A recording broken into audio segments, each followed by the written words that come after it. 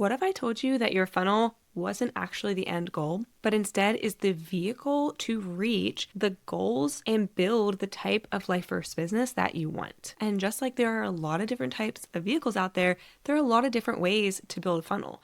But how you build it matters. You want to make sure it's reliable. You want to make sure that it's well made, right? All of the pieces are in the right spots and doing what they're supposed to do. And you want to make sure it's actually going to get you to the destination of where you want to go.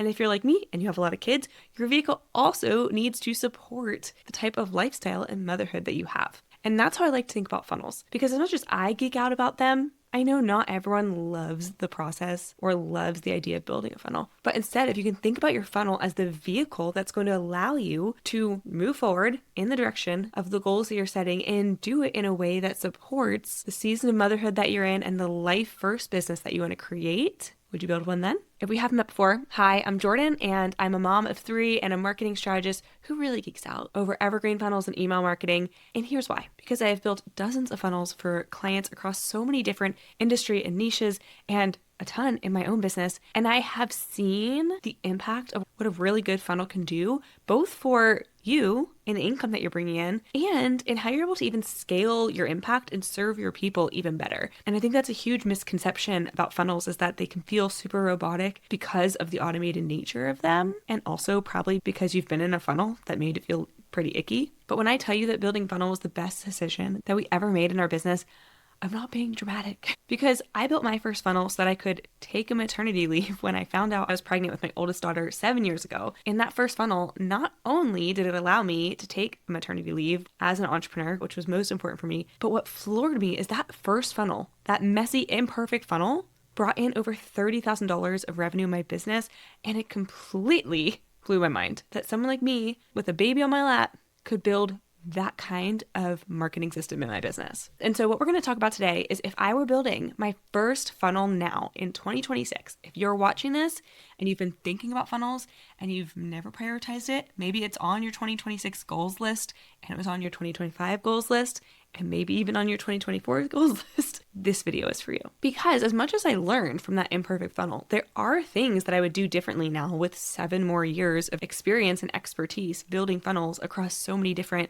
niches and industries and tech and platforms. And especially now in 2026, this wasn't an issue for me in 2018, but with AI tools everywhere, with how fast platforms are changing, and honestly with all of the noise that is out there online, it is so important how you build your funnel. Now, don't get me wrong, a lot of that AI and the changing platforms and all of that allows me to build much faster funnels now and take a lot less time to do it. But it's more important now than ever how we build funnels, how we show up and operate our businesses, and how we serve people, even in something like an automated email sequence. So I'm getting a little ahead of myself. We're going to cover the 3 biggest things that I would do if I was building my first funnel in 2026. But before I do that, if you already know that building a funnel is on your goals list for this year, if you're tired of not leveraging your time and you want to be able to earn money more than just your limited work hours, and you want to learn how to grow your business even when you're offline, that your business can serve your clients, that it can sell to your clients, and that it can scale your income while also giving you more margin and more time at home, especially if you're a mom in business, then you're going to want to make sure that you sign up for my live training that's happening this week, where I'm breaking down my exact freedom funnel formula and showing you all the process of how to map out and build your first funnel in 2026. Okay, so the first thing that I would do if I was building my very first funnel this year is I wouldn't start with the funnel. I would start with my vision. Start by knowing the business that you actually want. And the way you're going to do that is actually knowing the life that you want. Around here, we are trying to build life first businesses. I don't know about you. I'm actually not trying to be a boss babe 7-figure CEO. Now, can funnels do that without you having to work a million hours? Of course. But my heart behind running my business is to be able to steward my time and talents well, to do work that I love, to serve my people really well, and to do all of that without taking away from my more important job as a mom. And so I think it's really important for anything that we do in our business, but especially when you're building a funnel that you want to drive your business forward, is to know, where do you want to go? Think of it this way. If your funnel is the vehicle, you need to know where you're going for that vehicle to help you, right? You need to know what the destination is, or it's just going to sit in your driveway. Same with your funnel. What is the purpose? Not just like the end goal conversion, but what do you want the funnel to do for your business and for your life? For me, that first funnel was to take a 3-month maternity leave. So I didn't have to just shut my business down and not take on any clients or any work for 3 months, but that I could log off to not have to show up to social media while I was learning how to nurse a newborn baby and I'm sleep deprived and all the things. And my business could still earn money while I was offline snuggling my baby. And let me tell you, that was a really good motivation. For me, that was a 9-month deadline, maybe a little bit less than 9 months. That positive pregnancy test put a real solid deadline in front of me to build something that I had said, oh, I'll get to that. I'll build that when I have more time. And as a side note, if that's you, and especially if you're a mom, do we ever really have more time? Is there ever a point where you feel like, oh, I have all the time in the world now. Now's the perfect time to build my funnel. I have so much capacity. Instead, what if putting the time in now and laying the foundation now, putting the effort in now is what gives you the future leverage to be able to have more margin, to be able to grow your business and do it in a way more sustainable way. That's what I would start with first, is I would ask yourself, what kind of business and what kind of life do I want this funnel to support? Think about your time, your energy, your income, your lifestyle. All of those things were going to impact how you build your funnel and also maybe give you a kick in the pants to actually build it. I also think that'll help frame the type of model for how you want to build your funnel or who you want to learn from. Because for me, at the time when I built my first funnel, there was a lot of bro marketing out there where people were teaching funnel building in a way of like, look at my Ferrari and, oh, I can sip margaritas on the beach and never work again. Just money will roll in. And that didn't resonate with me. That wasn't why I wanted to build a funnel. So starting with your vision, knowing your why, knowing where you want your funnel to bring you, where you want that vehicle to drive your business and how you want it to support your life, that is honestly the first place to start before you ever build your funnel. The second thing that I would do, and this might sound a little weird considering that an evergreen funnel specifically, as a side note, if you're not familiar with the term evergreen, it just means that it's always running. An evergreen tree never loses its leaves. It's always technically in bloom. And so an evergreen funnel, when people say that, it's not something that you're launching and it's like on or off. It's just always running.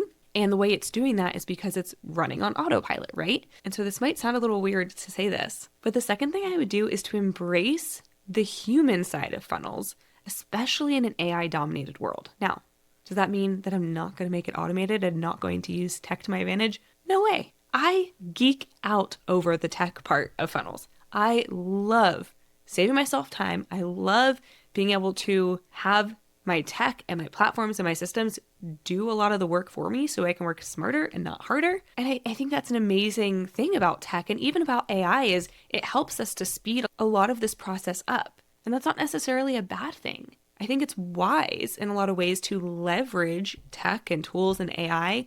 But one of the things that has served me really well when building funnels, I've seen it with my clients, and I think this is going to be especially true in 2026, is that when you can bring humanity and realness and authenticity into not just your business, but your funnels and how you show up and how you build them, that is going to stand out because that's what's going to build real connections. And ultimately, that's what's going to lead to better and more conversions, which technically is the end goal of your funnel. The conversion stage is the bottom stage of your funnel. That is the goal, is to get people to convert to a specific offer. But how you do that matters. I'm sure you have been in someone's webinar funnel or evergreen sequence that feels like it was written by AI or feels really robotic or feels like you're just getting spammed and sold to of like, buy my stuff, buy my stuff. We're not doing that. Just because something is evergreen or automated does not mean that it needs to be or feel robotic or cold or inauthentic.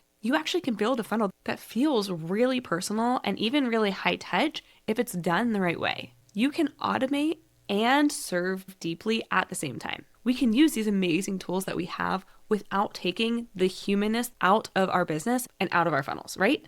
And so the second thing that I would do is to build a funnel like a human.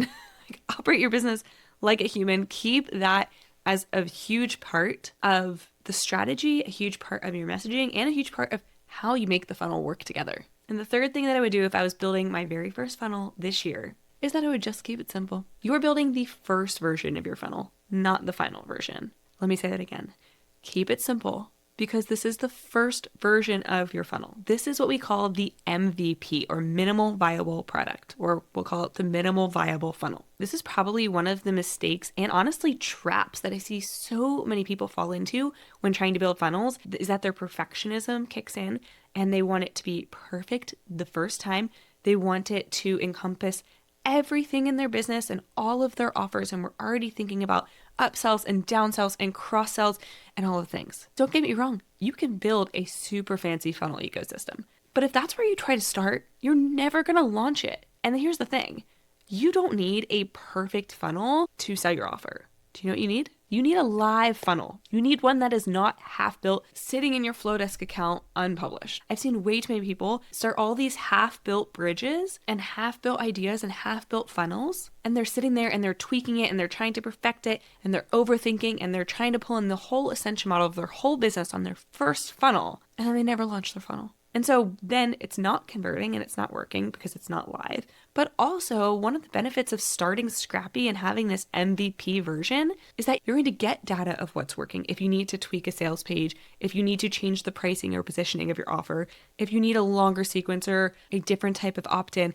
all of those things you can test and tweak once you get real data to learn from. So for example, one of my most popular products is my serve and sell email sequence templates. And the only reason that I made those is because I was helping people build funnels, and we'd get to the point where they had to write their emails and I gave them all the strategy, and then they'd get stuck staring at a blank screen and spinning their wheels wondering, what in the world do I even write in these funnels? And so they'd hire me to just write the emails for them. And obviously there's a capacity to how many emails I can write for people. And I just saw this pattern over and over again. And so I created my email templates so that people could plug and play and write their own emails in less than a day. And so the data and learning from my customers, my clients, that is what has allowed me to test different upsells, different bump offers, different strategies, and make tweaks so that one, yes, it converts better for me, which is helping my business, but two, it's actually serving my people even better because it's giving them the things that are going to help them the most, not just the ideas that I have of what they need. And so that's honestly one of the most important things that I can tell you to launch your funnel this year is to start simple.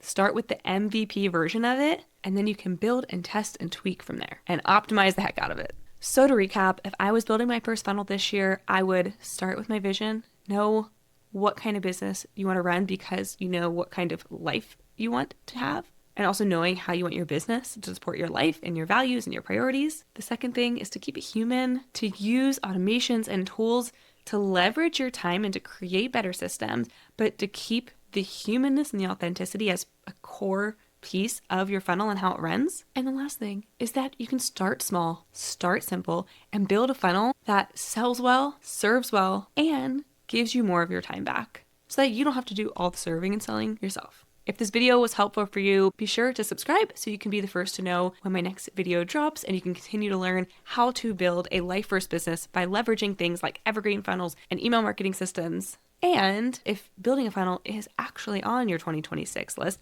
be sure to join my live workshop. I'm going to be sharing my exact formula for how I build these kinds of freedom funnels in my business, and we can map out together the strategy that you can use to start building your first funnel this year. Thanks for hanging out with me today, and I'll see you in the next video.